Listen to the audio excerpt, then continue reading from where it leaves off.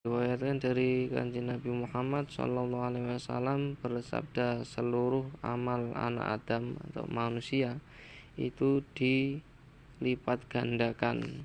Kebaikan satu dilipatkan menjadi 10, bahkan sampai 700 kali lipat.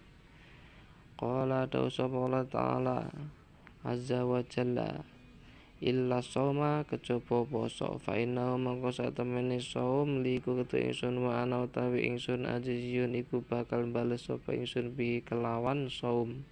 Ya tau ninggal sapa wong, ya tau ninggal sapa ibnu Adam syahwata ing kepengenane ibnu Adam wa ta'ama lan panganane ibnu Adam min ajli saking arai ingsun.